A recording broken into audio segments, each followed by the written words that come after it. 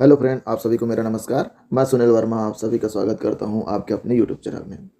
CG TET 2026 का exam 1 फरवरी को होना है, जिसके लिए एडमिट कार्ड जारी कर दिया गया है। और सी टेट का एग्ज़ाम भी 8 फरवरी को होना है, उसके लिए भी आने वाले कुछ दिनों में एडमिट कार्ड या सेंटर जारी कर दिया जाएगा। और आप सभी की तैयारी अच्छी चल रही होंगी। तो मैं आपके बीच सीजी टेट 2024 का क्वेश्चन पेपर लेके आया हूँ। ये जो मेरे पास क्वेश्चन पेपर है वो है सेट ए। सिलेबस और एग्ज़ाम टाइमिंग कुछ इस प्रकार है। 150 अंकों का एग्ज़ाम होता है, 2.5 घंटे का समय रहता है। और सिलेबस ये वर्ग 2 के लिए है। सीडीपी 30 अंक के रहते हैं, हिंदी के 30 क्वेश्चन आते हैं, अंग्रेजी के 30 क्वेश्चन आते हैं और बाकी सब्जेक्ट वाइज आते हैं। अगर आप मैथ्स साइंस वाले हैं तो 60 क्वेश्चन आएंगे और सोशल साइंस वाले हैं तो आपको 60 क्वेश्चन वहाँ से सॉल्व करने पड़ेंगे। तो चलिए चलते हैं कि सीडीपी के क्वेश्चन कैसे आते हैं और आप सभी साथ ही साथ में लगाते चलेंगे। इसका पीडीएफ मेरे टेलीग्राम ग्रुप में मिल जाएगा, जिसका लिंक मैं कमेंट में पिन कर दूंगा, यानी कि कमेंट का पहला कमेंट के थ्रू आप वहां से पीडीएफ प्राप्त कर सकते हैं। चलिए चलते हैं। क्वेश्चन नंबर पहला यूरिस्टिक है अनुभव सिद्ध नियम, एक प्रोटोकॉल, एक नियम, एक रणनीति, एक गलती। तो इसका करेक्ट आंसर है ऑप्शन ए। क्वेश्चन नंबर 2, अगर आप सीडीपी में क्वेश्चन समझ नहीं आते हैं तो आप इंग्लिश से भी देख सकते हैं और वहां से आप अनुमान लगा सकते हैं। चलते क्वेश्चन नंबर 2 की ओर। छात्रों की बहस करने की क्षमता का आकलन करने के लिए निम्नलिखित में से कौन से प्रकार का आकलन अधिक फायदेमंद होगा? छात्रों की बहस करने का आकलन करना है, क्षमता का आकलन करना है, तो ऑप्शन ए रचनात्मक मूल्यांकन, बी पोर्टफोलियो मूल्यांकन, सी योगात्मक मूल्यांकन और डी प्रदर्शन मूल्यांकन। तो बहस करेगा यानी कि प्रदर्शन करके दिखाएगा, तो उसकी बहस करने की क्षमता का मूल्यांकन अच्छा से होगा। क्वेश्चन नंबर 3, नीचे दिए गए कथन एवं उसके तर्क पर ध्यान दें। दिए गए उत्तर कूट संकेतों में से सही उत्तर का चयन करें। कथन दिया जा रहा है कि दैहिक उत्तेजना के आधार पर यह पता लगाया जा सकता है कि व्यक्ति झूठ बोल रहा है या सच। तर्क ये बोला जा रहा है कि झूठ बोलना एक तरह का संज्ञानात्मक अनुक्रिया है। तो ये एक रूल है कि अगर आप झूठ बोलते हैं तो आप उत्तेजित हो जाते हैं। तो कथन पहला तो सही है, लेकिन कथन दूसरा जो है वो गलत है। झूठ बोलना एक तरह का संज्ञानात्मक अनुक्रम नहीं है। तो ऑप्शन बी इसका करेक्ट आंसर है। कथन सही है परंतु तर्क गलत है। क्वेश्चन नंबर 4, बहुसांस्कृतिक कक्षा में के मूल्यांकन में एक शिक्षक यह सुनिश्चित करेगा। पहला, मूल्यांकन उपकरण विश्वसनीय एवं वैध है। बी, छात्रों के सामाजिक सांस्कृतिक संदर्भ को ध्यान देना। सी विद्यालय विद्यालय प्रशासकों के अपेक्षाओं के अनुसार न्यूनतम अधिगम स्तर का अनुपालन हो। और डी मूल्यांकन उपकरण मानकीकृत हो। तो इसका करेक्ट आंसर है ऑप्शन बी। बहुसांस्कृतिक कक्षा का बात किया जा रहा है तो सांस्कृतिक संदर्भ को ध्यान में रखना चाहिए। क्वेश्चन नंबर 5, विस्मरण की प्रक्रिया में निम्नलिखित पदों को सही क्रम में बताइए। अब विस्मरण मतलब फॉरगेटिंग। पहला कविता, दूसरा निरर्थक पद, तीसरा गद्यांश और चौथा सुज्ञ आदृत सीखना। दिए गए कूट संकेतों के आधार पर उत्तर दीजिए। तो पहला निरर्थक विस्मरण, अगर हम किसी कविता को भूलना स्टार्ट करते हैं तो पहले उसमें जो निरर्थक शब्द रहते हैं उसको पहले भूलते हैं, उसके बाद उसके गद्यांश भूलते हैं, फिर कविता को भूल जाते हैं और उसके बाद जो सूत्र सुज्ञ आदृत सीखना होता है, सीखने के तरीकों को भूल जाते हैं। तो ऑप्शन ए इसका करेक्ट आंसर है। क्वेश्चन नंबर 6, किसी अन्य व्यक्ति की मदद करने के कार्य को कहा जाता है। ए सामाजिक सहारा, सामाजिक सहायता, समाज में व्यवहार और समाज समर्थक व्यवहार। अगर आप किसी का मदद कर रहे हैं किसी अन्य व्यक्ति का तो ये समाज समर्थक व्यवहार कहते हैं। समाज में सब एक दूसरे से मिलजुल के ही रहते हैं। क्वेश्चन नंबर 7, निम्नलिखित में से सीखने को किस श्रेणी में सम्मिलित किया जाएगा? सीखने को सम्मिलित किया जाएगा। पहला, सिर्फ अभ्यास के कारण व्यवहार में होने वाला परिवर्तन। बी, अभ्यास एवं अनुभव दोनों के कारण व्यवहार में होने वाला परिवर्तन। सी, अभ्यास, अनुभव एवं अंतोर्ध के कारण व्यवहार में होने वाला परिवर्तन। और डी, उपयुक्त में से सभी तरह के परिवर्तन। तो इसमें होता क्या है, सीखना का अगर हम डिफाइन करें तो सीखने का अर्थ ही होता है आपके नेचर में परिवर्तन, आपके व्यवहार में परिवर्तन होना, वही सीखना कहलाता है। तो ऑप्शन सी इसका करेक्ट आंसर लिया है व्यापम के द्वारा। क्वेश्चन नंबर 8, स्मृति में सुधार तब हो सकता है जब सीखी जाने वाली जानकारी व्यवस्थित हो, लिखित हो, मौखिक हो और विस्तार से हो। जब आप किसी चीज़ को एक पैटर्न में याद करते हैं तो वो आपको ज़्यादा समय तक याद रहता है। जैसे कि आप मोबाइल नंबर को अपने मोबाइल नंबर को एक पैटर्न में याद रखते हैं, आपके बताने का तरीका अलग रहता है। उसी तरह आप किसी भी चीज़ को एक पैटर्न में याद रखते हैं, यानी कि ऑर्गेनाइज़ तरीके से, व्यवस्थित तरीके से याद करते हैं, तो वो ज़्यादा देर तक आपके स्मृति में रहता है। तो ऑप्शन ए करेक्ट आंसर है। क्वेश्चन नंबर 9, कामुकता को मनोसामाजिक सिद्धांतकार किसके परिणाम स्वरूप देखता है? पहला, वातावरणीय कारक, हार्मोनल असामान्यता, लिंग गुणसूत्र की असामान्यता और डी, जैविक कारकों का संयोजन। तो इसका करेक्ट आंसर व्यापम के द्वारा लिया गया है ऑप्शन ए, वातावरणीय कारक। क्वेश्चन नंबर 10, यदि किसी बच्चे की मानसिक आयु 5 वर्ष और कालानुक्रमिक आयु 4 वर्ष है तो बच्चे का आईक्यू क्या होगा? तो यहाँ पे बच्चे का आयु निकालना है, तो इसमें क्या लिखते हैं, जो मेंटल एज होता है उसको ऊपर लिखते हैं, मेंटल एज ऊपर में आएगा, उसके बाद क्रोनोलॉजिकल एज नीचे आएगा, यानी कि 4 नीचे आएगा, इंटू 100 ऐसे सॉल्व करेंगे तो 4 25 25 को 5 से गुना करेंगे तो 125 करेक्ट आंसर है। तो इसका करेक्ट आंसर है ऑप्शन डी, 125। इसका फॉर्मूला आपको याद होगा। क्वेश्चन नंबर 11, व्यक्तिगत भिन्नताओं को पूरा करने में शिक्षक की क्या भूमिका होनी चाहिए? ए, व्यक्तियों की योग्यता, रुचि एवं क्षमताओं को जानने का प्रयास करें, और बी, पाठ्यक्रम को व्यक्तियों की आवश्यकताओं के अनुसार समायोजित करने का प्रयास करें। Option C, A and B both. तो ऑप्शन सी इसका करेक्ट आंसर है। सभी व्यक्ति की भिन्न भिन्न क्षमताएं होती हैं, तो उसी को शिक्षक क्या कर सकता है, उसको पहचान कर उसके अनुसार उसका विकास कर सकता है। यही एक शिक्षक का काम रहता है किसी विद्यार्थी के प्रति, कि शिक्षक विद्यार्थी की क्षमताओं का आकलन करे और उसके अनुसार उसको क्षमताओं का पूरा यूज़ करें और विकास करें। क्वेश्चन नंबर 12, बच्चे के बुद्धि एवं विकास का अध्ययन करने की सर्वोत्तम विधि है? मनोविश्लेषणात्मक विधि, तुलनात्मक विधि, विकासात्मक विधि और सांख्यिकी विधि।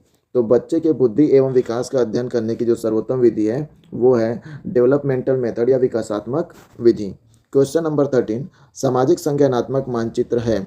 सामाजिक संज्ञानात्मक मानचित्र, पहला, बच्चों में जटिल समूहों या समूहों को समझने के लिए उपयोगी। बी, यह पूछकर प्राप्त किया जाएगा कि क्या ऐसे लोग हैं जो विद्यालय में एक साथ बहुत घूमते हैं।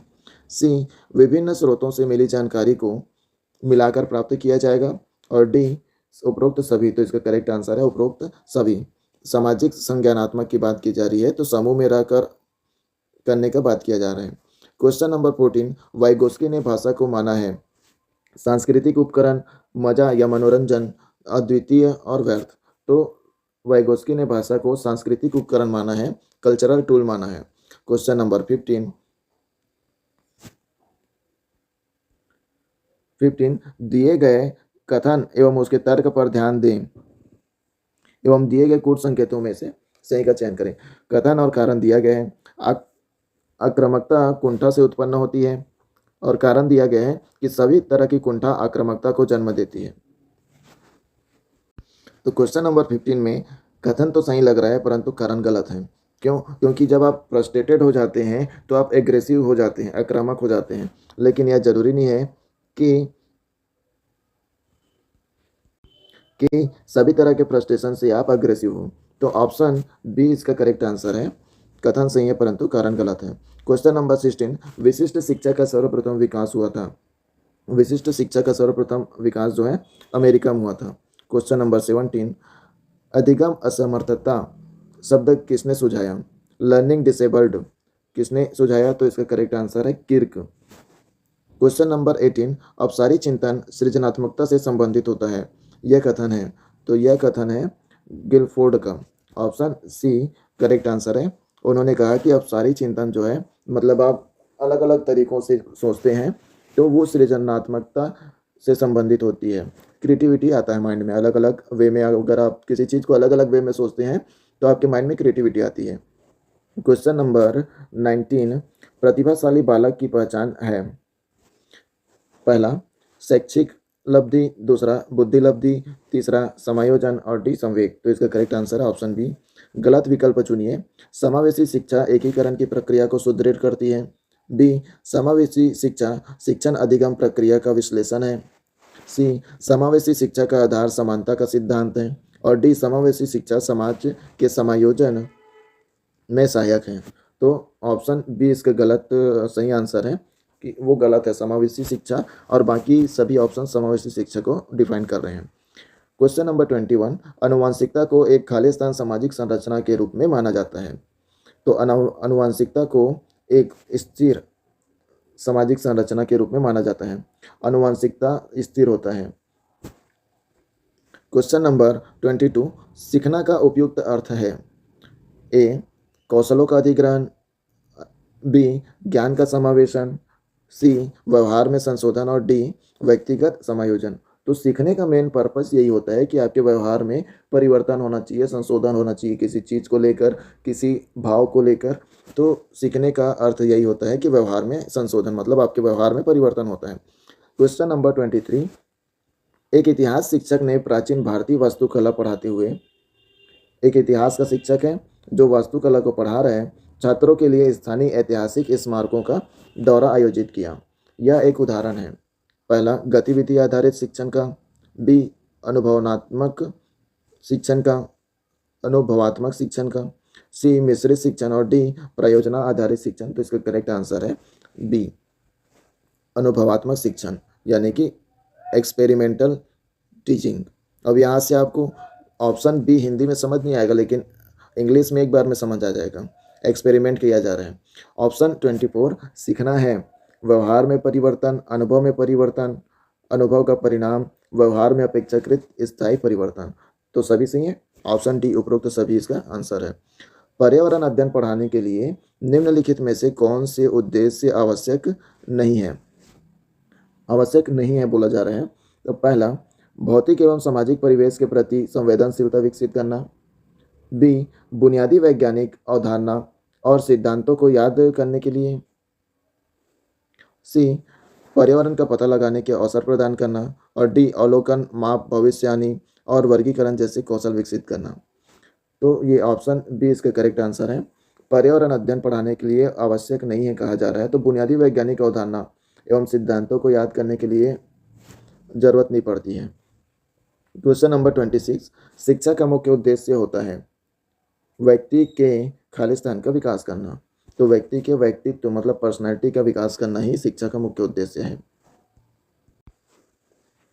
क्वेश्चन नंबर 27, बच्चे के लिए निःशुल्क एवं अनिवार्य शिक्षा का अधिकार अधिनियम कितने वर्ष के बच्चे के लिए लागू है। तो ये तो आप सभी को पता होगा, 6 से 14 वर्ष के बच्चे के लिए निःशुल्क और अनिवार्य शिक्षा है।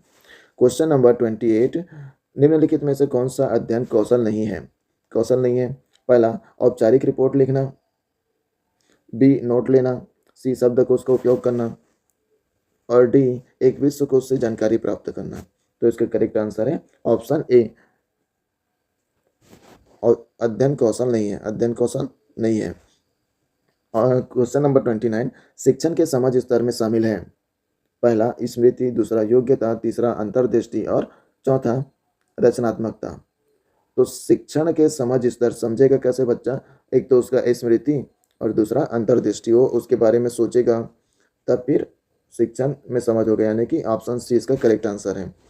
क्वेश्चन नंबर 30, विद्यालय आधारित सतत एवं व्यापक मूल्यांकन विद्यार्थियों के लिए उपयोगी है। पहला तनाव को कम करने, बी मूल्यांकन नियमित करें, सी अपने कार्य का मूल्यांकन स्वयं करें, और उपरोक्त में से सभी।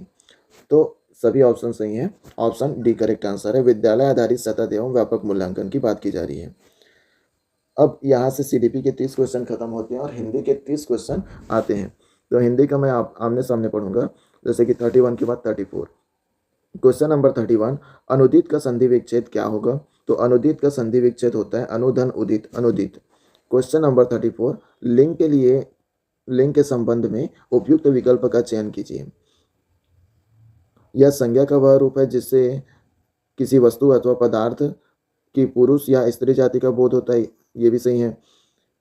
दूसरा कहा जा रहा है कि पुरुष जाति का बोध वाली संज्ञा पुल्लिंग तथा स्त्री जाति का बोध वाली संज्ञा स्त्रीलिंग कहलाती है, ये भी सही है। तीसरा बोला जा रहा है कि जड़ जाति संस्कृत व्याकरण में वाचक शब्द नपुंसक लिया है, नपुंसक लिंग है। तो संस्कृत में 3 लिंग होते हैं, पुल्लिंग, स्त्रीलिंग और नपुंसक लिंग। क्वेश्चन और फोर्थ पॉइंट है कि अंग्रेजी, मराठी, संस्कृत की तरह हिंदी में भी 3 लिंग होते हैं। तो हिंदी में तो 2 ही लिंग होते हैं, पुल्लिंग और स्त्रीलिंग। ऑप्शन सी सही है, पहला, दूसरा और तीसरा सही है। क्वेश्चन नंबर 32, निम्नलिखित में संवृत्त स्वर युग्म है। तो आप पढ़ते होंगे वृत्त, संवृत्त, अर्धवृत्त, ऐसा टाइप का। तो इसका करेक्ट आंसर है ऑप्शन ए, उ और उ संवृत्त स्वर है। क्वेश्चन नंबर 33, किस विकल्प के सभी शब्द स्वर संधि के हैं। तो इसमें बताना है कि स्वर संधि के उदाहरण कौन कौन से हैं, शब्द कौन कौन से हैं। तदर्थ, उत्थान, उल्लास। बी, मैं डायरेक्ट आंसर बता दूं, ऑप्शन डी इसका करेक्ट विकल्प है, स्वल्प, विद्यार्थी और नाविक। विद्याधन आर्थी, विद्यार्थी के लिए, नाविक नाधन विक। इसका आप करके देख लेंगे। क्वेश्चन नंबर 35, व्यंजनों को उच्चारण के विभिन्न अवयवों से सुमेलित कीजिए। तो ये तो कंठ का क वर्ण से आता है, तो क ख ग घ, पहले का 3 आएगा और ऑप्शन बी एक ही बार में आप समझ आ जाएगा। और बाकी तो आप मिला लेंगे। तालव्य, तालव्य के लिए 6 आएगा। दंत, दंत त थ द ध न, त वर्ण। और दंतोष्ठ, दांत और ओष्ठ के लिए व। क्वेश्चन नंबर 36, निम्न में से कौन सा शब्द घोड़ा का पर्यायवाची नहीं है। तो घोड़ा का पर्यायवाची नहीं है कहा जा रहा है शार्दुल, तुरंग और बाजी। तो ऑप्शन बी जो है शार्दुल, घोड़ा का पर्यायवाची नहीं है। युद्ध की इच्छा रखने वाला के लिए एक शब्द है कि युद्ध की इच्छा रखने वाला को कहते हैं Yuzutsu, Yuzutsu. Option A correct answer है। क्वेश्चन नंबर 37, निम्नलिखित में विलोम की दृष्टि से शुद्ध युग्म है। संयुक्त, इसमें विलोम बताना है कि संयुक्त का विलोम संधि युक्त होता है या फिर कुछ और होता है। अज्ञ का अनभिज्ञ, सी अल्पज्ञ का बहुज्ञ और डी समस्त का अभ्यस्त। तो इसका करेक्ट आंसर है ऑप्शन सी, अल्पज्ञ का बहुज्ञ विलोम शब्द होता है। क्वेश्चन नंबर 41, हिंदी में आगत विदेशी शब्दों को उनके मूल भाषा से सुमेलित कीजिए। मूल भाषा से आपको सुमेलित करना है। तो आप देख पा रहे होंगे पपीता जो आया है ना, पपीता है पुर्तगाल से। और रिक्शा, रिक्शा तो कई बार व्यापम ने पूछा हुआ है, रिक्शा जापानी से आया है। पपीता भी व्यापम ने पूछा हुआ है। चाकू जो है वो तुर्की शब्द है, तुर्की शब्द है। तो यहाँ से आप लगा लेंगे ए का 4, पपीता है पुर्तगाली से, रिक्शा है जापान से, चाकू जो है वो तुर्की भाषा का शब्द है और अंगूर जो है वो फारसी भाषा का। चलिए चलते नेक्स्ट क्वेश्चन की ओर। क्वेश्चन नंबर 38, मिट्टी का तत्सम शब्द है। तो मिट्टी का तत्सम शब्द है मृत्तिका, मृत्तिका। ऑप्शन सी करेक्ट आंसर है। क्वेश्चन नंबर 42, कुशाग्र विद्यार्थी से प्रश्न पूछो, वाक्य में विशेषण बताइए। विशेषण तो कुशाग्र है, वही उसकी विशेषता बता रहे हैं। ऑप्शन सी करेक्ट आंसर है। क्वेश्चन नंबर 39, तत्पुरुष समास से निर्मित शब्दों वाले समूह का उचित विकल्प कौन सा है। तो तत्पुरुष समास इसमें आपको पहचानना है। तो इसका करेक्ट आंसर है ऑप्शन डी, मुंह तोड़, लोकोत्तर और गंगा जल। तो आप इस बात का भी ध्यान रखेंगे कि समास संधि पहचानने वाले वर्ड आ रहे हैं सीधा। इससे पहले भी देखें कि स्वर संधि के शब्द पहचानिए, और इसमें अब कहा जा रहा है कि तत्पुरुष समास के शब्द पहचानिए। तो आपको पूरा बेस पता होना चाहिए संधि, समास और सभी चीज़ का। क्वेश्चन नंबर 43, गरिमा महिमा से अच्छा गाती है, वाक्य में कौन सा कारक है। तो वाक्य में संबंध तो नहीं बताया जा रहा है। संप्रदान का अर्थ होता है अलग होना। करण, जैसे राम ने रावण को बाण से, कर्ता ने कर्म को करण से, तो से आता है। और डी अपादान कारक, व्यापम ने अपादान कारक लिए हैं। ऑप्शन डी करेक्ट आंसर है। क्वेश्चन नंबर 44, संज्ञा के संबंध में सही कथन वाले विकल्पों का चयन कीजिए। संज्ञा के संबंध में बताना है। पहला, जब कभी भाववाचक संज्ञा शब्द बहुवचन में होते हैं तब वे जातिवाचक संज्ञा बन जाते हैं। दूसरा, हिंदी में लिंग व्याकरणिक पहचान है। तीसरा, यदि एक वर्ण एक ही वाक्य में कई संज्ञाएं हो और उनके लिंग भिन्न भिन्न हो तो क्रिया का रूप प्रथम संज्ञा के लिंग के अनुसार होगा। और ऑप्शन फोर्थ पॉइंट बोला जा रहा है कि लिंग, वचन एवं कारक के आधार पर संज्ञा शब्द का रूपांतरण होता है। तो फोर्थ तो एकदम सही है, पहला भी सही है, पहला और दूसरा सही है और फोर्थ सही है। तो इसका करेक्ट आंसर है ऑप्शन डी। क्वेश्चन नंबर 47, निम्नलिखित में से अशुद्ध वाक्य है। अशुद्ध वाक्य कौन सा है। पहला, गौतम ऋषि की पत्नी का नाम अहल्या था, तो अहिल्या थी, ऐसा आएगा। क्वेश्चन नंबर बी, इस कार्य में बहुत विलंब हो गया है। सी, रसगुल्ला बहुत स्वादिष्ट है। और डी, अतिथि के लिए एक गुलाब की माला की व्यवस्था होनी चाहिए। तो सॉरी, पहला सही वाक्य है, इसमें अशुद्ध वाक्य ही बताना था। ऑप्शन डी करेक्ट आंसर है। अशुद्ध वाक्य ये गलत है। अतिथि के लिए एक गुलाब की माला कहाँ से बनेगी? गुलाब, बहुत सारी गुलाब की माला बनेगी। तो ऑप्शन डी अशुद्ध वाक्य है। क्वेश्चन नंबर 45, वक्ता, श्रोता अथवा किसी अन्य व्यक्ति के लिए प्रयुक्त होने वाले सर्वनाम शब्द किस भेद के रूप में जाना जाता है? तो वक्ता अपने लिए उपयोग करता है, वो पुरुषवाचक कहलाता है। और हाँ। क्वेश्चन नंबर 48, यदि तुम वर्ष भर पढ़ाई करोगे तो तुम्हें परीक्षा में सफलता मिलेगी। वाक्य का प्रकार है विधानवाचक, विधिवाचक, संकेतवाचक और विस्मयवाचक। तो इसका करेक्ट आंसर है ऑप्शन सी। संकेत दिया जा रहा है कि अगर तुम अच्छा से पढ़ाई करोगे तो सफल हो जाओगे। क्वेश्चन नंबर 46, रवि एक अध्ययनशील विद्यार्थी है। वाक्य में विशेष्य है। विशेष्य रवि, ऑप्शन ए रवि है। विशेषण उसकी विशेषता बतलाने वाला और विशेष्य जिसके बारे में विशेषता बतलाई जा रही हुई। तो रवि के बारे में बताया जा रहा है तो वो विशेष्य होगा और अध्ययनशील विद्यार्थी उसका विशेषता हो जाएगा। क्वेश्चन नंबर 49, द्वंद्व और तत्पुरुष समास में प्रायः किस विराम चिन्ह का प्रयोग होता है? तो द्वंद्व और तत्पुरुष समास में योजक चिन्ह का प्रयोग होता है। क्वेश्चन नंबर 50, निम्नलिखित में से किस विराम चिन्ह का नाम और उसका चिन्ह सुमेलित नहीं है? सुमेलित नहीं है कहा जा रहा है। अर्धविराम ऐसी बनता है। बी, निर्देशक चिन्ह भी सेम बनता है। हस्पद व त्रुटि चिन्ह, हस्पद और त्रुटि चिन्ह ऐसा कुछ बनता है और ऊपर में एरो करके लिखते हैं। तो ऑप्शन सी करेक्ट आंसर है, वो सुमेलित नहीं है और अल्प विराम सही है। क्वेश्चन नंबर 53, किस लोकोक्ति का भावार्थ सुमेलित नहीं है? पहला, न रहेगा बांस न बजेगी बांसुरी। समस्या को जड़ से मिटाना सही है इसका। होनहार बिरवान के होत चिकते पात, स्वस्थ पौधे के पत्ते चिकने होते हैं। सी, नेकी कर दरिया में डाल, भलाई करके भूल जाना चाहिए, ये भी सही है। हथेली पर सरसों नहीं उगते, समय आने पर काम होता है, जल्दबाजी में नहीं। तो इसका करेक्ट आंसर है ऑप्शन बी। भावार्थ मतलब वो उसका सही मीनिंग नहीं है। क्वेश्चन नंबर 51, विदेशी भाषा का विद्यार्थी होना बुरा नहीं, पर अपनी भाषा सर्वोपरि है। ये महात्मा गांधी का कथन है। उपरोक्त के आलोक में कौन सी बात असत्य है? अब असत्य वाक्य बताना है। पहला, प्रत्येक भाषा यदि किसी अन्य के लिए केवल भाषा है तो उस भाषा भाषी के लिए मातृभाषा या अपनी भाषा है। बी, कोई भी भाषा बुरी नहीं होती क्योंकि सबकी अपनी अपनी विशिष्टताएं होती है। तो सही है। सी, विद्यार्थी को विदेशी भाषा नहीं पढ़नी चाहिए, ऐसा तो कुछ नहीं कहा जा रहा है। और डी, विदेशी भाषा भी अपनी भाषा के माध्यम से ही सीखी जाती है। तो इसका असद जो है संबंध है वो है ऑप्शन सी, विद्यार्थी को विदेशी भाषा नहीं पढ़नी चाहिए। क्वेश्चन नंबर 54, रहना मुहावरे का सही अर्थ क्या होगा? खेत रहना मुहावरे का सही अर्थ है युद्ध में मारा जाना। खेत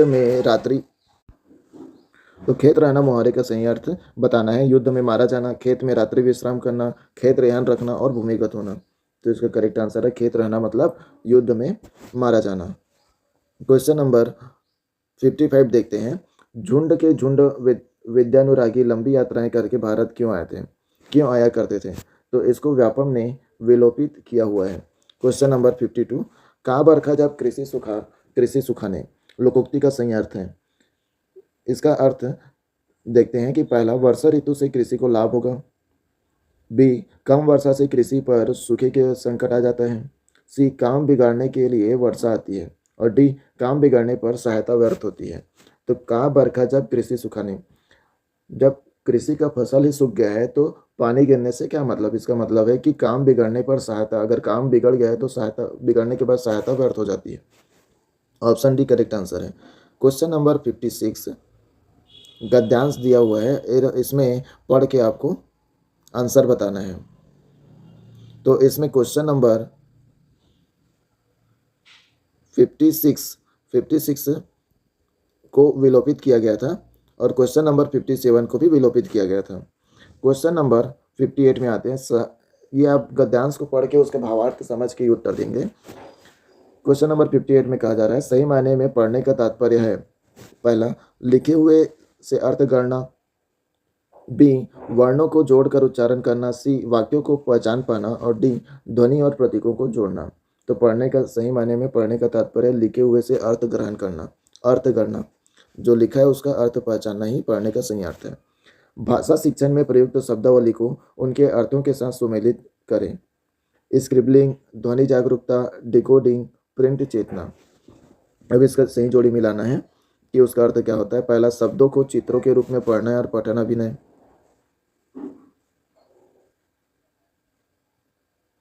दूसरा, ध्वनि तथा प्रतीकों के बीच सहसंबंध। तीसरा, लिखकर कुछ व्यक्त करने के लिए घसीटा लेखन। और चौथा, ध्वनियों को छोटी इकाइयों के रूप में पहचानना। तो इसका करेक्ट आंसर है ऑप्शन सी, यानी कि पहले का सी दूसरे का डी। देखते हैं पहले का सी। स्क्रिबलिंग किसको कहते हैं? जिसमें लिख कर कुछ व्यक्त करने के लिए घसीटा लेखन, वो स्क्रिबलिंग कहलाता है। और ध्वनि जागरूकता कौन सा होगा? जिसमें ध्वनियों को छोटी इकाइयों के रूप में पहचाना जाता है। अब डिकोडिंग और प्रिंट चेतना, तीसरे का बी। डिकोडिंग कौन सा होता है? ध्वनि तथा प्रतीकों के बीच सहसंबंध।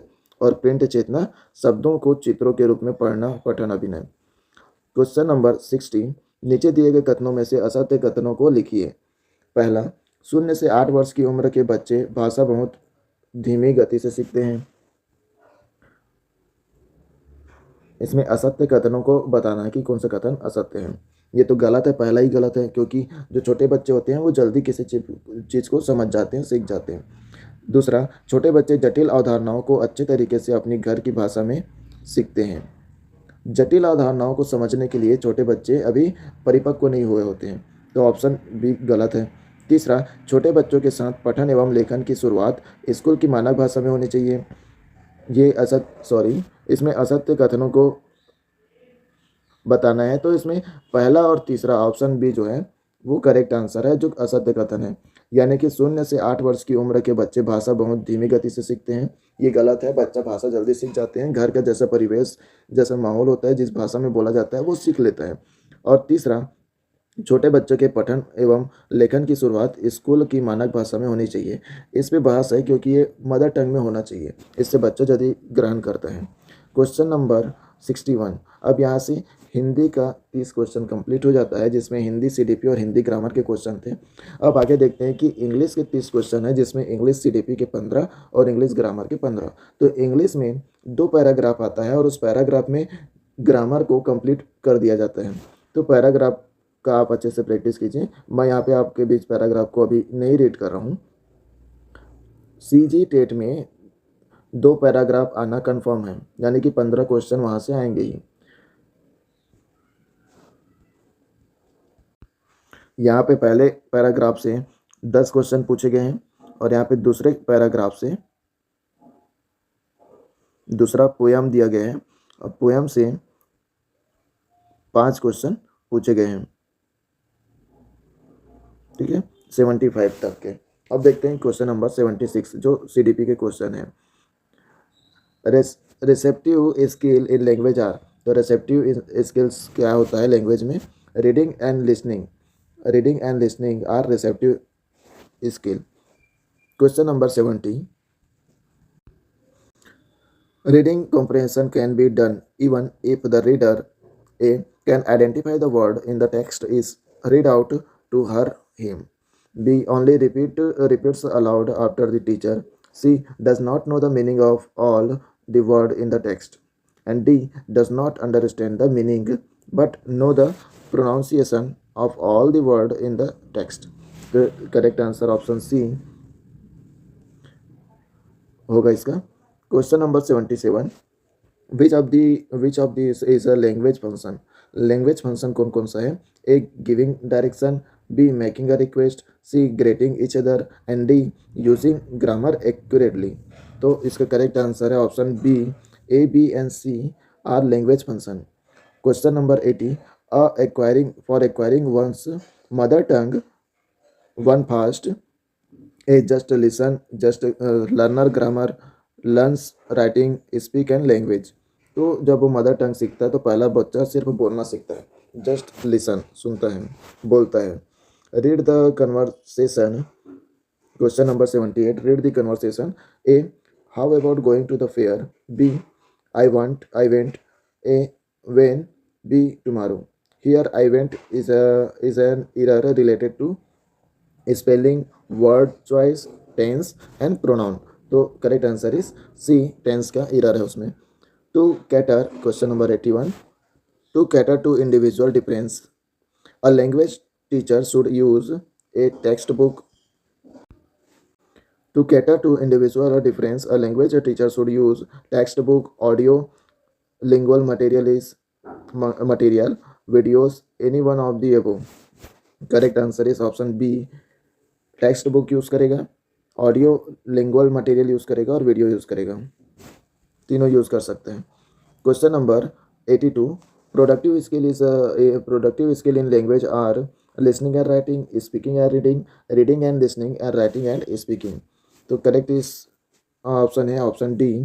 प्रोडक्टिव जो होता है वो राइटिंग एंड स्पीकिंग प्रोडक्टिव के अंतर्गत आता है. Question number 86. एसर्शन दिया हुआ है और उसका रीज़न दिया हुआ है. एसर्शन में बोला जा रहा है कि for remedial teaching it is important to diagnose student need. Correct है. और रीज़न बताया जा रहा है कि a diagnostic test so the precious need to the learner.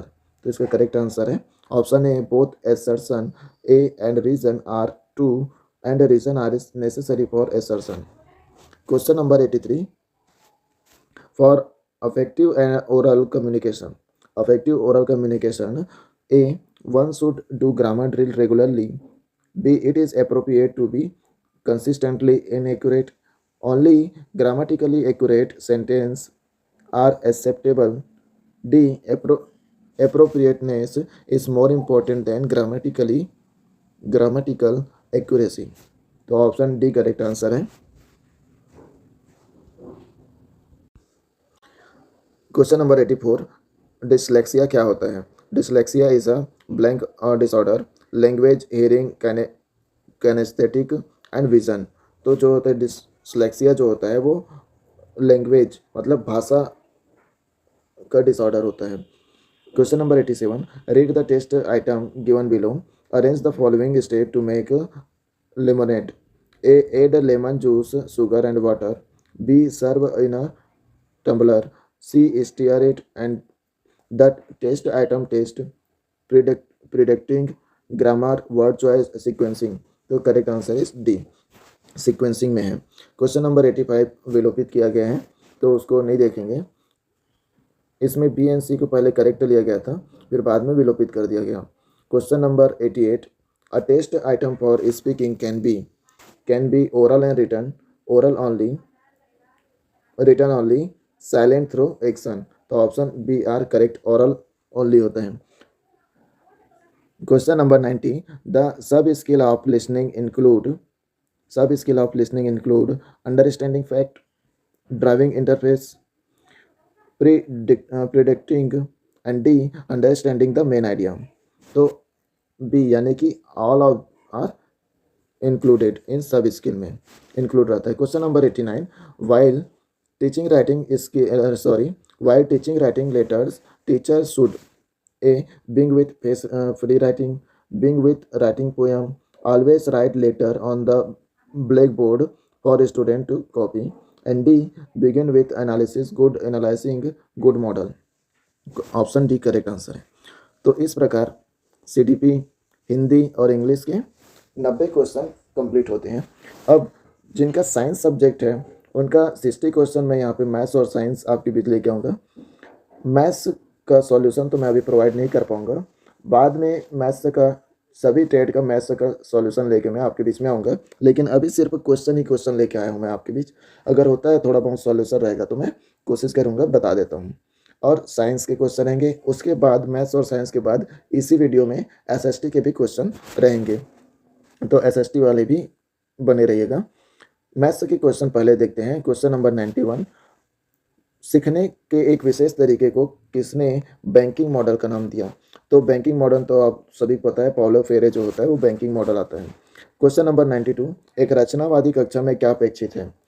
ए. बच्चे शांतिपूर्वक शिक्षण का अनुसरण करें. बी. क्रियाकलापों में सक्रिय भागीदारी करें. सी. खुलकर विचार विमर्श करें. और डी. हल किए प्रश्नों का अभ्यास करें. तो आपको पढ़कर ही समझ आ जाएगा. ऑप्शन बी और डी, बी और सी करेक्ट आंसर है. रचनावादी कक्षा वही कक्षा होगा जिसमें क्रियाकलापों में सभी बच्चे पार्टिसिपेट करें और अपने खुलकर विचार व्यक्त करें। क्वेश्चन नंबर 93, एक बच्चे के गणित सीखने के संदर्भ में सीखने के मॉडल में कौन कौन सी बातें सम्मिलित होनी चाहिए। तो बच्चा गणित सीखेगा तो सीखने के मॉडल में क्या क्या होना चाहिए ये पूछा जा रहा है। ए, सीखना क्या है कि समझ। बी, बच्चे कैसे सीखते हैं कि समझ।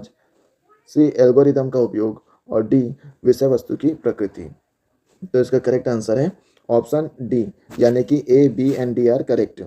सीखना क्या है इसकी समझ होनी चाहिए बच्चे को, बच्चे कैसे सीखते हैं इसकी समझ होनी चाहिए मॉडल में, और विषय वस्तु की प्रकृति। क्वेश्चन नंबर 94, पाइथागोरस प्रमेय को सिद्ध करने के लिए हम जिस तर्क का उपयोग करते हैं वह निगमनात्मक तर्क होता है।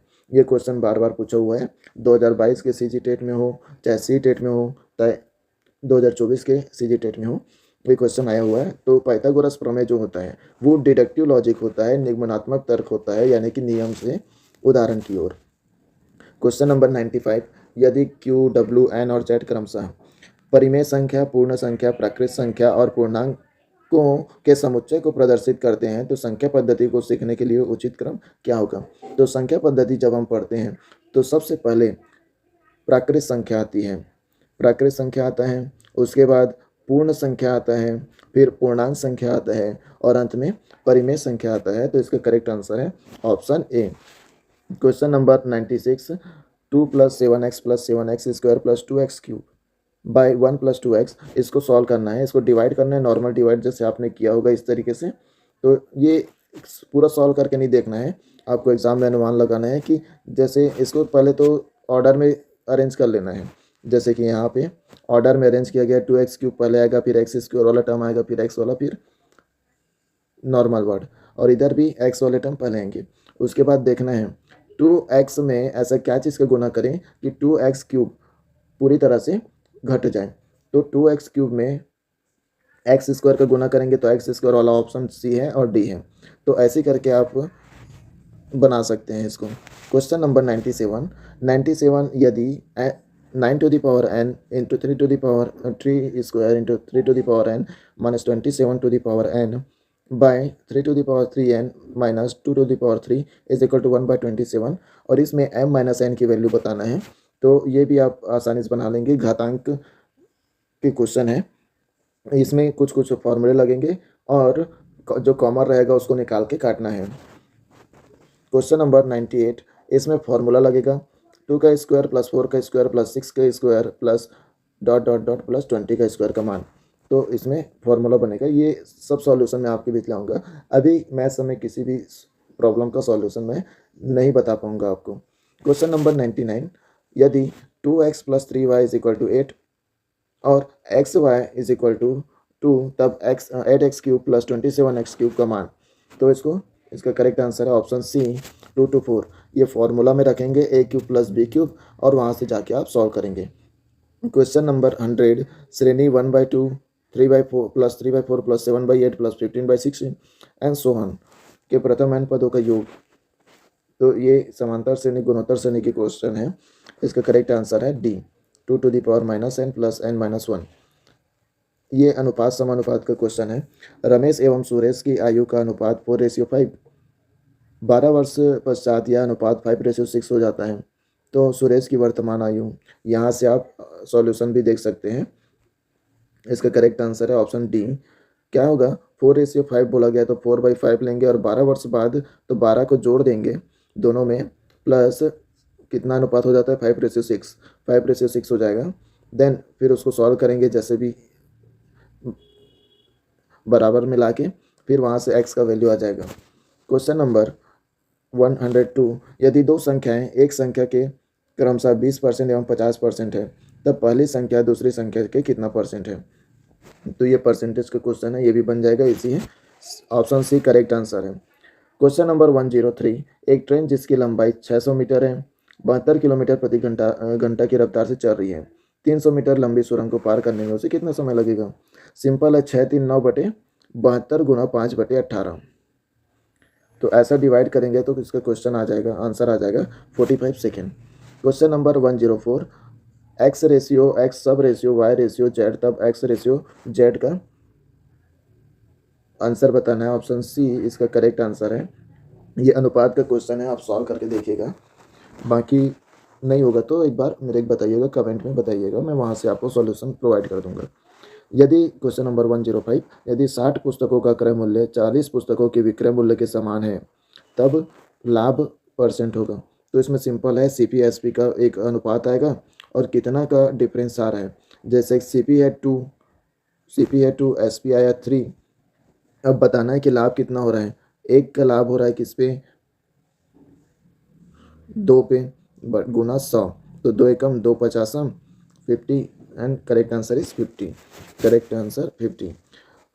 क्वेश्चन नंबर 106, वृत्त का क्षेत्रफल जिसमें संकीर्ण वर्ग का क्षेत्रफल 144 सेंटीमीटर स्क्वायर है होगा। तो यहाँ से आप सॉल्यूशन देख सकते हैं। इसका डिटेल सॉल्यूशन लेके मैं आऊँगा और बाद में, लेकिन अभी यहाँ से उसका सॉल्यूशन देख सकते हैं। ये करेक्ट आंसर है, ऑप्शन बी इसका करेक्ट आंसर है। क्वेश्चन नंबर 107 विलोपित किया गया है। क्वेश्चन नंबर 108, एक त्रिभुज की भुजाओं की लंबाई क्रमशः 5 सेंटीमीटर, 12 सेंटीमीटर और 13 सेंटीमीटर है। यानी कि ये जो त्रिभुज है वो विषमबाहु त्रिभुज है। विपरीत शीर्ष से 13 सेंटीमीटर लंबी भुजा पर डाले गए लंब की लंबाई क्या होगी। लंब की लंबाई बताना है। तो यहाँ पे भी सॉल्यूशन दिया गया है और इसका करेक्ट आंसर है ऑप्शन ए 60/13। यहाँ से आप देख सकते हैं। क्वेश्चन नंबर 109, यदि एक त्रिभुज के कोनों का अनुपात 2:3:4 है तब सबसे बड़े कोण का माप। तो आप सभी को पता है कि त्रिभुज के तीनों कोनों का योग 180 अंश होता है। तो अनुपात तो दिया हुआ है, 2, 3 एंड 4 तीनों को जोड़ देंगे, 9x इज इक्वल टू 180। तो 1x का मान आ जाएगा 20। तो 4 का बताना है, तो 4 गुना सबसे बड़ी कौन सा है, 4 अनुपात। तो 4 दूनी 4 इंटू 20 80 डिग्री। क्वेश्चन नंबर 110, एक कमरे की 4 दीवारों का क्षेत्रफल 216 मीटर स्क्वायर है। कमरे की लंबाई चौड़ाई की 2 गुना है तथा ऊंचाई 4 मीटर है, तब फर्श का क्षेत्रफल आपको बताना है। तो यहाँ पे आप सॉल्यूशन देख सकते हैं, इसका सी करेक्ट आंसर है। क्वेश्चन नंबर 111, इसमें भी सॉल्यूशन मैंने किया हुआ है पेपर में, तो वहाँ से आप सॉल्यूशन देख सकते हैं। अगर सॉल्यूशन करने जाऊँ तो या फिर सॉल्यूशन को डिस्क्राइब करूँ तो ज़्यादा समय लग जाएगा, वीडियो लंबा हो जाएगा।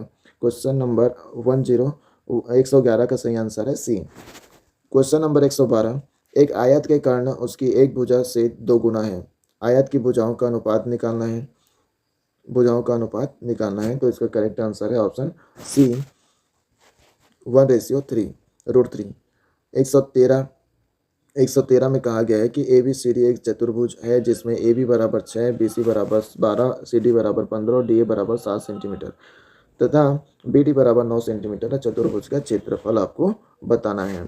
तो ऑप्शन डी करेक्ट आंसर है। क्वेश्चन नंबर 114, यदि एक लंब वृत्तीय बेलन के आधार का व्यास 14 सेंटीमीटर तथा ऊंचाई 12 सेंटीमीटर, तब लंब वृत्तीय बेलन का संपूर्ण पृष्ठ। आप राइट साइड में उसको सॉल्यूशन देख सकते हैं, 836 सेंटीमीटर स्क्वायर। एक समद्विभुज समकोण त्रिभुज का परिमाप √2 + 1 है, तब उसके विकर्ण की लंबाई होगी। इसका करेक्ट आंसर है ऑप्शन ए। क्वेश्चन नंबर 116, प्रथम 50 प्राकृत संख्याओं का माध्य निकालना है आपको। तो इसका करेक्ट आंसर होता है n + 1/2। हाँ, तो 51/2 हो जाएगा। तो 51/2, अगर 51 को 2 से डिवाइड करेंगे तो कितना आ जाएगा, डी 25.5। क्वेश्चन नंबर 117, निम्न आंकड़ों का समांतर माध्य ज्ञात करना है। इसका करेक्ट आंसर है ऑप्शन बी 56। ये DI का क्वेश्चन है, डाटा इंटरप्रेशन। निम्न पाई चार्ट में यदि कुल अंक 720 हैं तो गणित में प्राप्त अंक। तो 720 जो होते हैं इसमें दिया गया है 360 अंश का एक सर्कल बराबर 720 दिया है। तो 1 डिग्री इज इक्वल टू 36 दूनी 72, 2 डिग्री, सॉरी, एक अंश बराबर 2 अंक, एक अंश बराबर 2 अंश। तो गणित में प्राप्त अंक बताना है तो 96 गुना 2 कर देंगे। तो मैथ से जो है वो 96% है, 96 का डबल कर देंगे तो 192। सी इसका करेक्ट आंसर है 192। क्वेश्चन नंबर 119 निम्न स्तंभ चित्र में किस देश की जनसंख्या दर जर्मनी से 25% अधिक है? तो आप देख के ऑब्जर्व करके बता देंगे। ऑप्शन डी इसका करेक्ट आंसर है। इंग्लैंड की जो है जनसंख्या, क्या बोला जा रहा है क्वेश्चन में, जर्मनी से 25% अधिक है। तो जर्मनी 16 का 25% कितना होगा, 20 हो जाएगा, मतलब 125%। Option question number 120 pie chart में उम्र दिया गया है 25 से 34 की उम्र एवं 35 से 44 की उम्र आय का अनुपात बताना है। तो ये भी आप आसानी से बना लेंगे। 100% बराबर टोटल अमाउंट दिया गया है। ऑप्शन ए करेक्ट आंसर है। Question number 121। अब यहाँ से साइंस के क्वेश्चन स्टार्ट हो जाते हैं और विटामिन से क्वेश्चन आने तय हैं। चाहे इससे पहले भी स्कर्वी रोग के लिए देखे थे 2022 के सीजी टेट में, और यहाँ पे भी विटामिन सी क्वेश्चन आया कि रतौंधी किसकी कमी से होता है। तो रतौंधी जो है विटामिन ए की कमी से होता है। Option A correct, option C correct answer है। ये नया क्वेश्चन है। क्वेश्चन नंबर 122 प्रोकैरियोट में राइबोसोम का प्रकार पाया जाता है। राइबोसोम का जो प्रकार है वो 70S पाया जाता है। बी करेक्ट आंसर है। सही विकल्प चुनिए। कथन दिया गया है कि कुछ कोशिकाएं G0 अवस्था में प्रवेश करती है जिसके कारण कोशिका चक्र निष्क्रिय हो जाता है। इसका कारण बताया जा रहा है कि G0 अवस्था मेटोजेन एवं ऊर्जा समृद्ध यौगिक की अनुपलब्धता के कारण होती है। तो इसका करेक्ट आंसर है ऑप्शन ए। दोनों सही हैं और करेक्ट डिस्क्राइब किए गए। ये तो व्यापम ने कई बार पूछा हुआ है। कोशिका की प्रथम बार खोज रॉबर्ट हुक ने कोशिका की खोज की है। क्वेश्चन नंबर 125 कॉलम मिलाना है। सकल प्राथमिक उत्पाद, द्वितीयक उत्पादकता, उत्पादक, आहार जाल। तो आप तो पता ही होगा कि हरे पौधे जो होते हैं वो उत्पादक होते हैं, वो उत्पादक होते हैं। तो इसका करेक्ट आंसर है सी, पहले का तीसरा। चलिए देखते हैं पहले का तीसरा, यानी कि हरे पौधे जो होते हैं वो उत्पादक होते हैं, और यहाँ से आप मिला लेंगे ए का थर्ड। क्वेश्चन नंबर 126 निम्न में से किस जगत में परिभाषित सीमाएं नहीं हैं? मोनेरा, प्रोटिस्टा, फफूंद एंड प्लांटी। तो जो प्रोटिस्टा होता है उसमें सीमाएं नहीं हैं।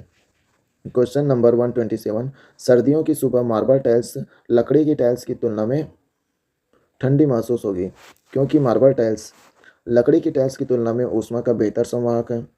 बी पॉलिश की जाती है लकड़ी, जबकि लकड़ी की टाइल्स पॉलिश नहीं की जाती।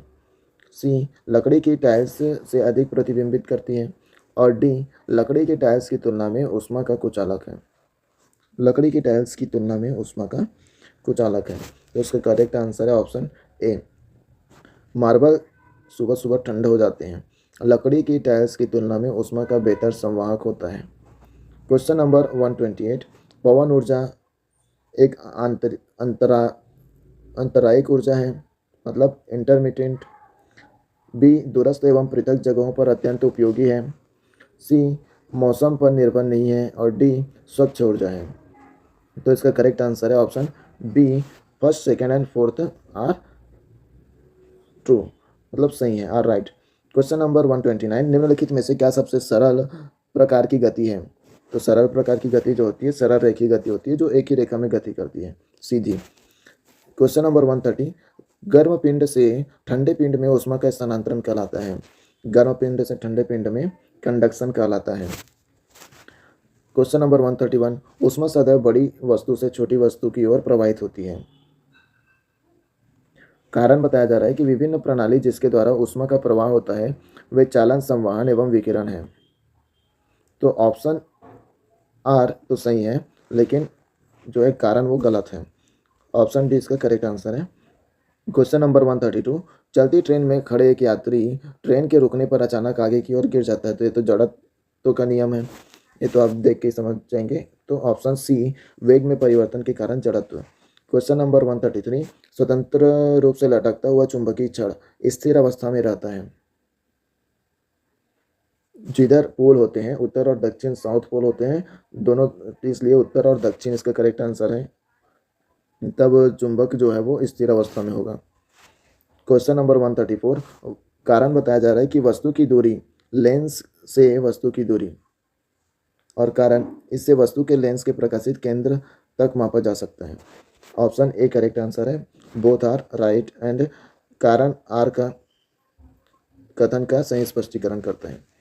क्वेश्चन नंबर 35, ये क्वेश्चन भी व्यापम ने बार बार पूछा हुआ है, इसको तो आप पूरा रट्टा ही मान लीजिए, समझ जाइए, रटिएगा मत, समझ जाइए, एक बार समझने की देरी है, फिर आप सही कर लेंगे। तो इसका करेक्ट आंसर है option A. Option a lens का क्वेश्चन है। क्वेश्चन नंबर 136, उत्तल दर्पण द्वारा निर्मित प्रतिबिंब हमेशा होती है। तो उत्तल दर्पण में जो निर्मित प्रतिबिंब होती है वो हमेशा छोटा बनता है। क्वेश्चन नंबर 137, प्रति इकाई समय में संपीड़न या विरलन की संख्या बताती है। संपीड़न या विरलन की संख्या उसकी आवृत्ति बताती है। ऑप्शन ए करेक्ट आंसर है। क्वेश्चन नंबर 138, खाली स्थान वजह से तेज ध्वनि लंबी दूरी तय करती है। उच्च आयाम, उच्च ऊर्जा, उच्च आवृत्ति और उच्च गति। तो इसका करेक्ट आंसर है ऑप्शन बी, उच्च ऊर्जा के कारण वो लंबी दूरी तय करती है। क्वेश्चन नंबर 139, यदि 4 ओम, ये क्वेश्चन है, इसको सॉल्व करना पड़ेगा आपको। 4 ओम प्रतिरोध द्वारा 100 जूल ऊर्जा उत्पन्न की जा रही है, तो प्रतिरोधक के 2 टर्मिनलों के बीच संभावित अंतर की गणना करें। तो इसका करेक्ट आंसर है ऑप्शन ए 20 वोल्ट। ये दिया गया है कि ट्रांजिस्टर को आप किससे दर्शाएंगे, प्रतिरोधक को किससे दर्शाते हैं, संधारित्र को कैसे लिखते हैं और डायोड को कैसे। तो इसका करेक्ट आंसर मैं बता दूं, ऑप्शन सी। ऑप्शन सी यानी कि पहले का फोर्थ और बी का पहला। पहले का फोर्थ ट्रांजिस्टर को 3 लाइनों से दर्शाते हैं, बी प्रतिरोध को, रेजिस्टेंस को ऐसे दर्शाते हैं। ये रेजिस्टेंस के लिए और ट्रांजिस्टर के लिए ऐसे 3 लाइन से दर्शाया जाता है। ये भी क्वेश्चन पूछा हुआ है, प्रयोगशाला में भी आया था। क्वेश्चन नंबर 141, कौन सा संयोजन एक सर्किट दिखाता है जहां प्रत्येक बल्ब से बहने वाली धारा बिंदु x पर बहने वाली धारा के समान होगी। तो ऑप्शन डी करेक्ट आंसर है। ये तो आप देख के समझ जाएंगे क्योंकि उसमें प्लस माइनस जुड़ा हुआ है और लाइट जुड़े हुए हैं। क्वेश्चन नंबर 142, 100 वाट विद्युत बल्ब 1 मिनट में कितनी ऊर्जा स्थानांतरित करता है। इसको विलोपित किया गया है। क्वेश्चन नंबर 143, लेजर लाइटें अत्यधिक दिशात्मक होती है। और कथन बी, लेजर का प्रयोग दांतों को सफ़ेद करने वाले उपकरण के रूप में किया जाता है। दोनों कथन सत्य है, ए एंड पहला सत्य है, लेकिन पहला दूसरा का सही कारण नहीं है। तो ऑप्शन सी करेक्ट आंसर है। क्वेश्चन नंबर 144, आर प्रतिरोध वाले तार के एक टुकड़े को 5 बराबर भागों में काटा जाता है, फिर इन हिस्सों को समानांतर में जोड़ा जाता है। यदि इस संयोजन का समतुल्य प्रतिरोध आर है तो अनुपात आर रेशियो आर डैश है। इसका करेक्ट आंसर है ऑप्शन डी। क्वेश्चन नंबर 145, सही जोड़ी चुनिए। इमली दिया हुआ है, इमली में क्या होता है, चूना में क्या होता है, ये सब आपको बताना है। तो कपड़े धोने का सोडा जो होता है वो तो आपको पता होगा, सोडियम कार्बोनेट, और खाने का सोडा सोडियम बाइकार्बोनेट। तो एक ही ऑप्शन से आप ऑप्शन भी मिला सकते हैं, आंसर निकाल सकते हैं। बी इसका करेक्ट आंसर है। चूना तो होता है calcium hydroxide, sodium carbonate, tartaric अम्ल, और टमाटर में होता है टर्टरिक अम्ल या फिर ऑक्जेलिक अम्ल। तीसरे का डी ऑक्जेलिक अम्ल होता है। और पहला इमली में होता है टर्टरिक अम्ल, चूना में होता है कैल्शियम हाइड्रोक्साइड। हाँ ठीक। क्वेश्चन नंबर 146, नींबू के रस में होंगे H+ आयन अधिक और OH- आयन कम। तो ऑप्शन ए करेक्ट है। क्वेश्चन नंबर 147, निम्नलिखित में से कौन सा कथन 13K19 परमाणु के लिए असत्य है, के लिए सत्य है।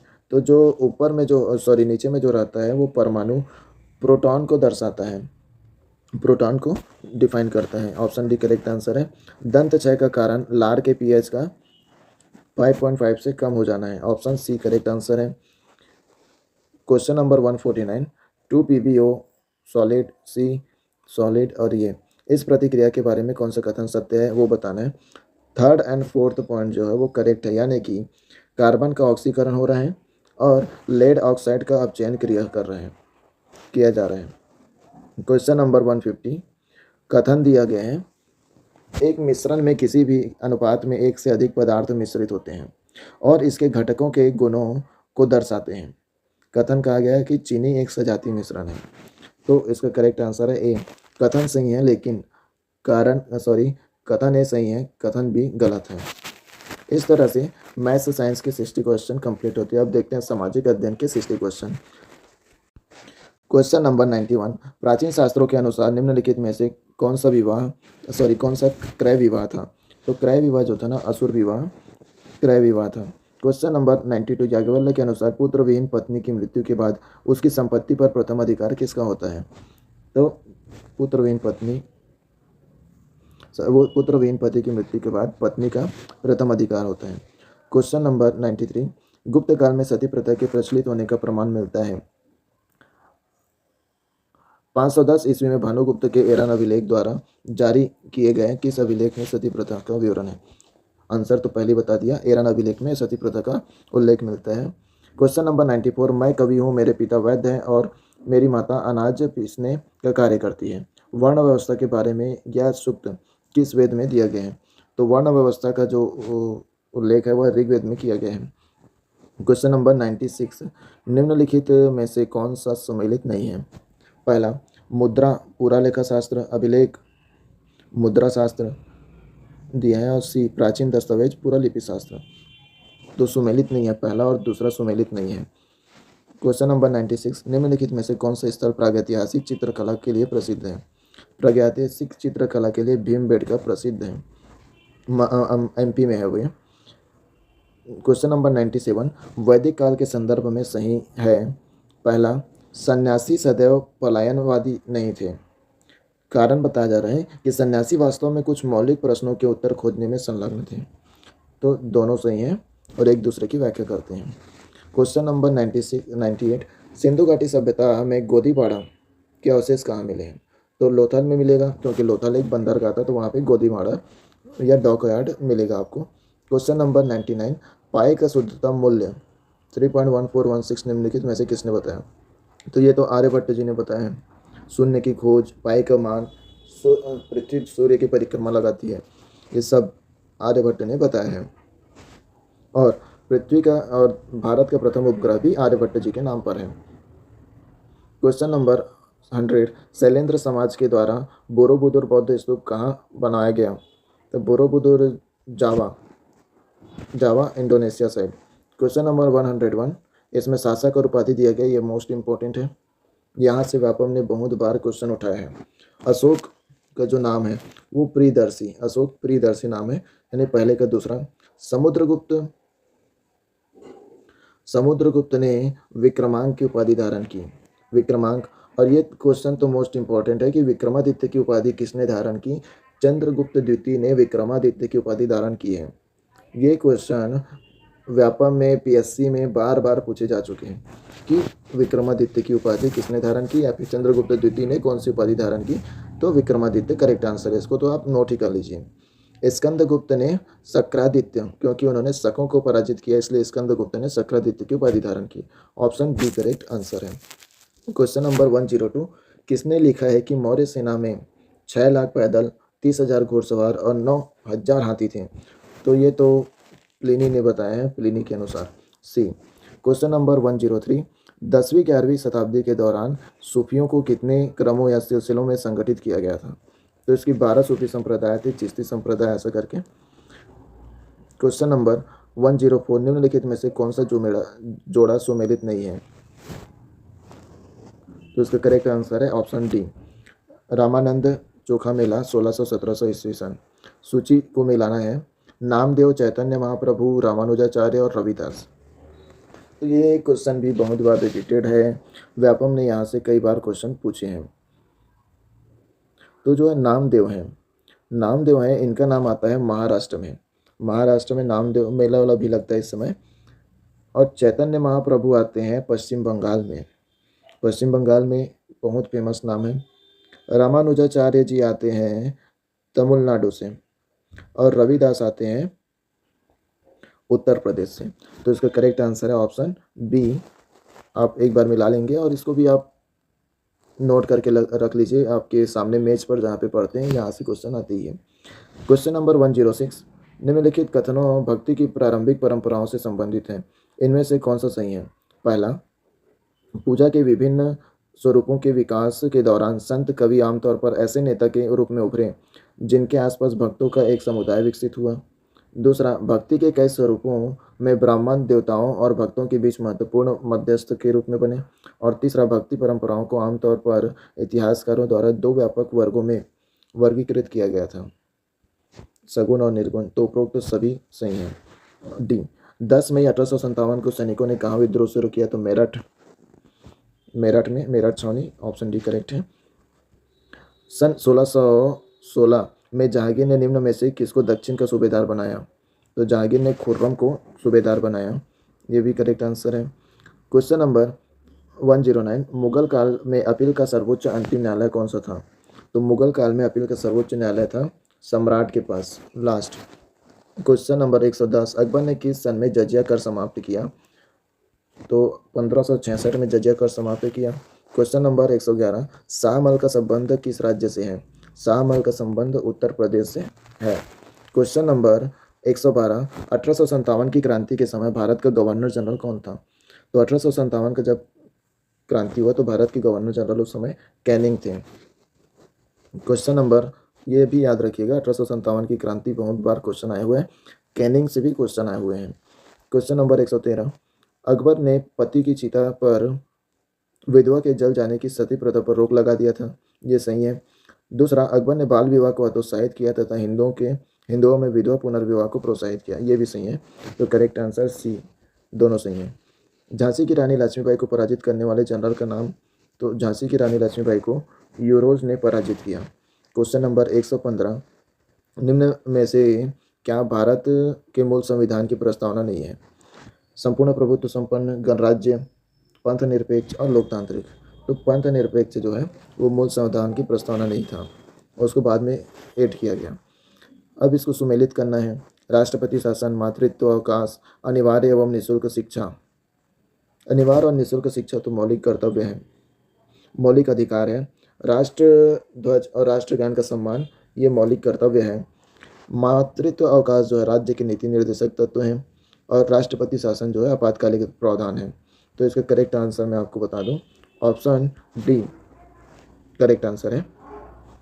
क्वेश्चन नंबर 117, भारत का संविधान कब अंगीकृत किया गया था? तो इसमें दो क्वेश्चन आते हैं, ऑप्शन बी 26 नवंबर 1949। तो भारत का संविधान 26 नवंबर 1949 को अंगीकृत किया गया था, जबकि 26 जनवरी 1950 को लागू किया गया था। तो ये क्वेश्चन बार बार पूछता है। क्वेश्चन पूछने का जो तरीका है व्यापम का, इस पर ध्यान देंगे कि भारत का संविधान कब लागू हुआ था, तो 26 जनवरी 1950 आएगा, और कब अंगीकृत किया गया था, तो 26 नवंबर 1949 आएगा। क्वेश्चन नंबर 118, शिक्षण संस्थानों में प्रवेश के लिए आरक्षण किस संवैधानिक प्रावधान से प्राप्त होता है? तो इसका तो ऑप्शन बी करेक्ट आंसर है, अनुच्छेद 15(5). क्वेश्चन नंबर 119, राज्यपाल के कार्यकाल के संबंध में क्या सही है? पहला, उनका कार्यकाल नियुक्ति से 5 वर्ष का होता है। उनका कार्यकाल प्रभार ग्रहण करने से 5 वर्ष का होता है। वे राष्ट्रपति के प्रसाद पर्यंत अपने पद पर रहते हैं। थर्ड पॉइंट तो सही है। और उनकी सेवानिवृत्ति 75 वर्ष की आयु में हो जाती है। नहीं, इसके लिए कोई उपबंध नहीं किया गया है, तो इसका करेक्ट आंसर है ऑप्शन सी, मतलब दूसरा और तीसरा सही है। जब वो पद ग्रहण करते हैं उससे 5 वर्ष का रहता है, उससे पहले भी हटाया जा सकता है, ऐसा नहीं है कि 5 वर्ष करना जरूरी है, लेकिन 5 वर्ष का रहता है और वो राष्ट्रपति के प्रसाद पर्यंत रहते हैं। क्वेश्चन नंबर 120, पंचायतों के लिए चुनाव कौन करवाता है? तो राज्य निर्वाचन आयोग करता है, ऑप्शन डी। सर्वोच्च न्यायालय में नियुक्त न्यायाधीश किसके समक्ष शपथ लेते हैं? तो वो जो सर्वोच्च न्यायालय में जो मुख्य न्यायाधीश होता है वो राष्ट्रपति के समक्ष शपथ लेता है। क्वेश्चन नंबर 122, भारत की व्यवस्थापिका में शामिल है? भारत की व्यवस्थापिका लोकसभा, राज्यसभा और राष्ट्रपति तीनों से मिलकर बनता है। तो इसका आंसर है, करेक्ट आंसर है ऑप्शन बी। सुमेलित कीजिए। पी तरंगे जो होती है ना, पी तरंगे भूकंप से संबंधित होती है। ये बहुत इंपॉर्टेंट क्वेश्चन है। अगर जियोग्राफी के प्रोस्पेक्टस से देखें तो पी तरंगे जो होती है भूकंप से होता है। पी तरंगे, एस तरंगे और एल तरंगे भूकंप से संबंधित होती है। लेकोलिथ जो होता है वो ज्वालामुखी से संबंधित होता है। बेसाल्ट जो है चट्टानों से संबंधित होता है। और कौन सा? आग्नेय चट्टान। और संगमरमर जो है वो कायांतरित चट्टान है। तो ऑप्शन बी करेक्ट आंसर है इसका। क्वेश्चन नंबर 124, निम्न में से कौन एक अपरदन का अभिकर्ता नहीं है? अपरदन का अभिकर्ता नहीं है तो बहता हुआ जल के कारण अपरदन होगा, ग्लेशियर के कारण होगा, हवा के कारण होगा, लेकिन तापक्रम के कारण नहीं होता है। तो नहीं है बोला गया है, तो ऑप्शन बी करेक्ट आंसर है। क्वेश्चन नंबर 125, स्थल मंडल को निम्न में से कौन सा भाग वर्णित करता है? स्थल मंडल को कौन सा भाग वर्णित करता है? भूपर्पटी तथा क्रोट। तो सबसे आखिरी में रहता है, कॉर्नर को बोलते हैं। भूपर्पटी तथा मेंटल का ऊपरी ठोस भाग। तो ये करेक्ट आंसर है ऑप्शन बी, ऊपरी ठोस भाग। बाकी क्रोट तो सबसे भीतरी भाग को, पृथ्वी का सबसे भीतरी भाग क्रोट कहलाता है। वायुमंडल की निम्न परतों में से किस एक परत में जलवायु तथा मौसम संबंधी परिवर्तन होता है? तो ये अधोमंडल, ट्रोपोस्फियर, समताप मंडल में ओजोन परत पाया जाता है। तो जितनी भी मौसमी या जलवायु संबंधी परिवर्तन होती है वो ट्रोपोस्फियर, अधोमंडल में होता है। क्वेश्चन नंबर 127, भारत की सबसे बड़ी बहुउद्देशीय परियोजना कौन सा है? तो भारत की सबसे बड़ी परियोजना है वो भाखड़ा नागर बांध। और सबसे पहली बहुउद्देशीय परियोजना, जैसे कि अभी पूछा गया था व्यापम के किसी न किसी एग्जाम में, मेरे को याद है, तो दामोदर घाटी पहली योजना है, जबकि सबसे बड़ी भाखड़ा नागर परियोजना है। क्वेश्चन नंबर 128, निम्न में से कौन एक प्रायद्वीपीय पठार से संबंधित नहीं है? तो प्रायद्वीपीय पठार से संबंधित नहीं है तो ऑप्शन डी, खादर जो होता है वो नदियों के प्रवाह और मिट्टी से संबंधित होता है। क्वेश्चन नंबर 129, पश्चिम बंगाल में चलने वाले तूफान को क्या कहते हैं? तो ये बैसाख के महीने में चलता है और इसको काल बैसाखी बोलते हैं। भारत का इस्पात संयंत्र कहाँ स्थित है? क्वेश्चन नंबर 130, तो भारत का इस्पात नगर किसको कहते हैं? जमशेदपुर, झारखंड के जमशेदपुर को कहते हैं। क्वेश्चन नंबर 131, निम्नलिखित में से कौन सा कथन गलत है? मनियारी नदी का उद्गम मैकल पर्वत है। बी, हसदेव नदी मान नदी की सहायक नदी है। सी, सोन नदी गंगा की प्रमुख सहायक नदी है। और डी, गोदावरी तथा महानदी प्रणाली को तेलिन घाटी अलग करती है। तो इसका जो है ऑप्शन बी, हसदेव मान नदी की सहायक नदी नहीं है, दोनों महानदी की सहायक नदी है। क्वेश्चन नंबर 132, इसमें आपको मिलाना है कबरा पहाड़, अकुरी नाला, श्रृंगी ऋषि आश्रम और सर्प पहाड़। सर्प पहाड़ का तो तपकरा है, फेमस है, और कबरा पहाड़ में शैल चित्र है, श्रृंगी ऋषि का आश्रम सिहावा है, और अकुरी नाला को प्राकृतिक वातानुकूलित क्षेत्र कहते हैं। तो इसका करेक्ट आंसर है ऑप्शन बी, ये छत्तीसगढ़ से संबंधित प्रश्न है। जनगणना, क्वेश्चन नंबर 133, जनगणना 2011 के अनुसार छत्तीसगढ़ में सर्वाधिक लिंगानुपात वाला जिला तथा सबसे कम लिंगानुपात वाला जिला कौन सा है? सर्वाधिक लिंगानुपात और सबसे कम, तो ऑप्शन सी, कोंडागांव का लिंगानुपात बहुत ज़्यादा है और रायपुर का सबसे कम है। क्वेश्चन नंबर 134, सोनबेरा पठार स्थित है। सोनबेरा पठार जो है वो रायपुर उच्च भूमि दिया गया है, रायपुर उच्च भूमि में स्थित है। क्वेश्चन नंबर 135, बसनाझर प्रसिद्ध है। बसनाझर प्रसिद्ध है जलप्रपात के लिए, शैल चित्रों के लिए, गुफा के लिए, मंदिरों के लिए। तो ये जो अभी दोनों क्वेश्चन आप जो देख रहे हैं, क्वेश्चन नंबर 134, 135, इसके आगे आने वाले चाहे मंडी उप निरीक्षक हो, चाहे कोई भी एग्ज़ाम हो, व्यापम के एग्ज़ाम में पूछने का जो परसेंटेज है वो ज़्यादा है। तो इस बार को देखिएगा, ध्यान में रखिएगा। बसनाझर जो है वो शैल चित्रों के लिए प्रसिद्ध है। शैल चित्र, बसनाझर, ओंगना, ऐसा कुछ पढ़ते हैं। बैगा जनजाति द्वारा कौन सा त्यौहार मनाया जाता है? तो बैगा जनजाति जो है वो रतौना त्यौहार, ये नया टाइप का है। आदिवासियों में हमेशा कुछ ना कुछ नया टाइप का प्रश्न आता ही है, पीएससी हो चाहे व्यापम हो, ऐसा क्वेश्चन आएगा जो किसी से नहीं बनता। क्वेश्चन नंबर 137, सही जोड़ी मिलाना है। सिद्धेश्वरी मंदिर, सिद्धेश्वरी मंदिर तो पलारी में है। कंठल देउल मंदिर रतनपुर में है। क्योटिन मंदिर पचहर में है। और धूमनाथ मंदिर सरगांव में है। तो इसका करेक्ट आंसर है ऑप्शन बी। इस टाइप के भी क्वेश्चन अभी देखने को मिल सकते हैं आने वाले व्यापम के एग्ज़ाम में। और ये भी आपको बताना है, परगना और उसके छत्तीसगढ़, ब्रिटिश नियंत्रण काल में छत्तीसगढ़ के परगनों के पुनर्गठित होने के पश्चात निम्नलिखित स्थानों का उनके परगनों को सुमेलित कीजिए। तो पुरगना ही बताना है, इसका करेक्ट आंसर है ऑप्शन डी। यानी कि पहले का तीसरा, लोरमी जो है वो रतनपुर में आता है, गुल्लू जो है वो रायपुर में, दुर्ग के अंतर्गत धमधा आता है, और मुंगेली के अंतर्गत नवागढ़। क्वेश्चन नंबर 139, बस्तर में चावल से निर्मित पेय पदार्थ को क्या कहा जाता है? तो चावल से जो निर्मित पेय पदार्थ है उसको लांदा बोलते हैं, लांदा। क्वेश्चन नंबर 140, छत्तीसगढ़ आभूषण खिनवा शरीर के किस अंग में पहनी जाती है? तो खिनवा जो है कान में पहनी जाती है। खिनवा और पहुंची ये बार बार पूछी जाते हैं। बाकी आभूषण में आप ध्यान रखिएगा, यहाँ से भी क्वेश्चन व्यापम भी उठाता है और पीएससी भी उठाता है। क्वेश्चन नंबर 141, सही विकल्प चुनिए। कथन ए, हिमालय की ऊंचाई हमेशा बढ़ रही है, ये सही है क्योंकि हिमालय नवीन वलित पर्वत है, ये भी सही है। तो ऑप्शन ए इसका करेक्ट आंसर है। क्वेश्चन नंबर 142, निम्नलिखित में से कौन सा कार्य केवल केंद्र सरकार द्वारा किया जाता है? शिक्षा प्रदान करना, रेल चलाना, कृषि योजना और रोजगार प्रदान करना। तो रेल चलाना सिर्फ केंद्र सरकार का कार्य है। Option B. क्वेश्चन नंबर 143 सही सुमेलित कीजिए। कुंवर सिंह, तात्या टोपे, लक्ष्मीबाई और वीर नारायण सिंह। तो ये तो ईजी है, आप वीर नारायण सिंह को तो आप बता ही देंगे, सोना खान। लक्ष्मीबाई का झांसी की रानी लक्ष्मीबाई। तो डी का पहला, सी का फोर्थ। तो ऑप्शन ए यहाँ से सही हो जाएगा। बात करें कुंवर सिंह का, तो कुंवर सिंह बिहार से थे और तात्या टोपे कानपुर से हैं। क्वेश्चन नंबर 144 कक्षा 6वीं से 8वीं में सामाजिक विज्ञान विषय का अध्ययन अध्यापन किया जाता है ताकि विद्यार्थी परीक्षा में पास हो सके, उस अपने आसपास की घटनाओं को समझ सके, नक्शा भरना सीख सके और अपने गांव शहर के बारे में जान सके। तो ऑप्शन बी, अपने आसपास की घटनाओं को समझ सके, सही आंसर है। क्वेश्चन नंबर 145 भारत में उपनिवेशिक काल के दौरान कौन सा सामाजिक सुधार हुआ? पहला, मतदान के अधिकार को 18 से 21 वर्ष करना। दूसरा, डाक व्यवस्था की शुरुआत। तीसरा, भारतीय को मूल अधिकार दिए गए। और डी, सती प्रथा का अंत। तो इसका करेक्ट आंसर है ऑप्शन डी, सती प्रथा का अंत। क्वेश्चन नंबर 146 पृथ्वी के घूर्णन की दिशा पश्चिम से पूर्व की ओर है। ये भी क्वेश्चन बार बार आया हुआ है, पीएससी में, यूपीएससी में भी घुमा के पूछा गया है और व्यापम में भी आया हुआ है।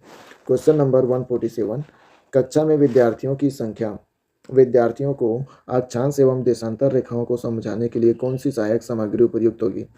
तो अक्षांश और देशांतर को समझाने के लिए ग्लोब का होना जरूरी है, क्योंकि अक्षांशीय रेखाएं और देशांतर रेखाएं तो समय बताती है, जबकि अक्षांशीय रेखा जलवायु को बताती है।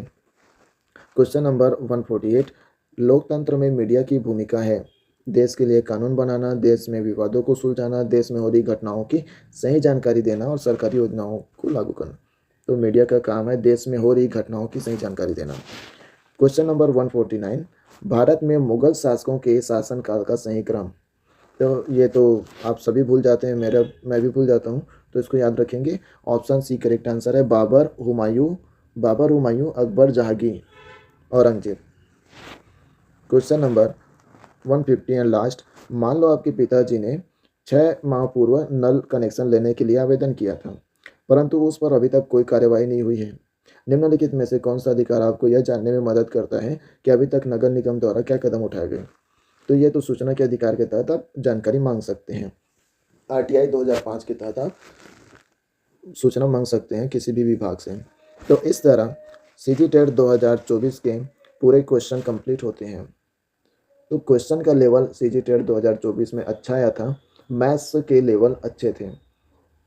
ये मेरा यूट्यूब चैनल है सुनील यूथर, और इसका पीडीएफ प्राप्त करने के लिए मेरे टेलीग्राम ग्रुप से आप जुड़ सकते हैं। और इससे पहले भी मैंने सीजी टेट 2022 प्राइमरी और मिडिल दोनों के पीडीएफ वहाँ पे अपलोड किए करके रखे हुए हैं, और ये भी पीडीएफ मैं आपके बीच लेके आऊँगा, तो ये भी पीडीएफ मैं वहाँ पे अपलोड कर दूँगा।